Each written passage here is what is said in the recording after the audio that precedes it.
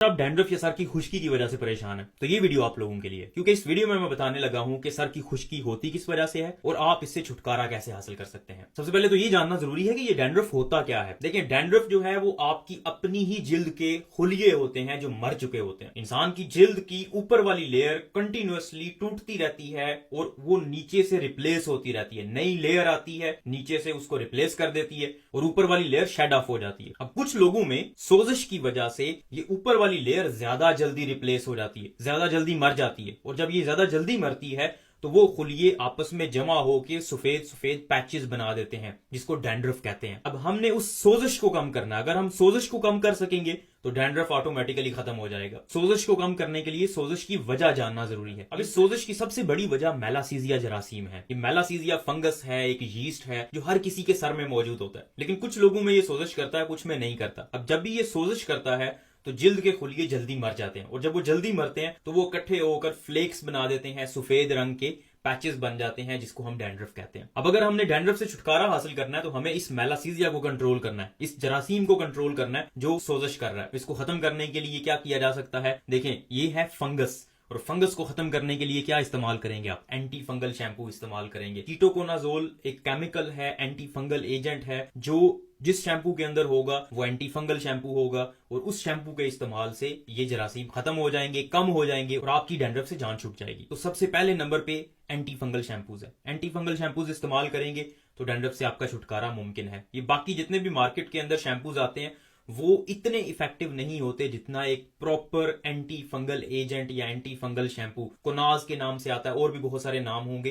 Ketoconazole active agent होता है उसके अंदर, और उसकी वजह से मेलासीजिया की ग्रोथ कम हो जाती है और उसकी वजह से आपकी डैंड्रफ खत्म हो जाती है। इसके अलावा सेलेनियम भी एक ऐसा केमिकल है जिसकी वजह से मेलासीजिया की ग्रोथ कम हो जाती है, और जब मेलासीजिया की ग्रोथ कम होगी तो ऑटोमेटिकली आपका डैंड्रफ भी कम होना शुरू हो जाएगा। सेलेनियम भी कुछ शैम्पूज के अंदर मौजूद होता है, तो आप जब भी शैम्पू खरीदें उसमें ये देखें कि कीटोकोनाजोल है या नहीं है और सेलेनियम उसमें मौजूद है या नहीं है। लेकिन सिर्फ यही दो इलाज नहीं है, इसके अलावा भी बहुत सारे ऑप्शंस मौजूद होते हैं, स्पेशली उन लोगों के लिए जिनको डर्माटाइटिस होता है, जैसे सिबोरिक डर्माटाइटिस होता है, जिनकी जिल्द वैसे ही बहुत खुश्क रहती है। तो इसके लिए एक और बहुत अच्छा ऑप्शन कोल टार है। कोल टार शैम्पू जिसके अंदर कोल टार मौजूद होती है, ये भी इफेक्टिव होता है इन्फ्लेमेशन को कम करने के लिए। कोल टार एंटी फंगल नहीं होता, मतलब जो मेलासीजिया है उसको कम करने में हेल्प नहीं करता, लेकिन स्किन की ग्रोथ को कम कर देता है। जब स्किन जल्दी ग्रो नहीं होगी, जब आपकी स्कैल्प में जो सर की जिल्द है वो इतनी जल्दी ग्रो नहीं करेगी, रिप्लेस नहीं करेगी ऊपर वाले खुलियों को, तो उसकी वजह से डैंड्रफ इतनी जल्दी बनेगा नहीं। क्योंकि डैंड्रफ क्या होता है? खुलिये ही तो होते हैं। जब नए खुलिये ज्यादा बन ही नहीं रहे तो डैंड्रफ भी कम हो जाएगा। इसी तरह एक और केमिकल कंपाउंड होता है जिसको सैलिसिलिक एसिड कहते हैं। सैलिसिलिक एसिड भी जिस शैम्पू के अंदर होता है वो भी बिल्कुल ऐसे ही सोजिश को कम कर देता है,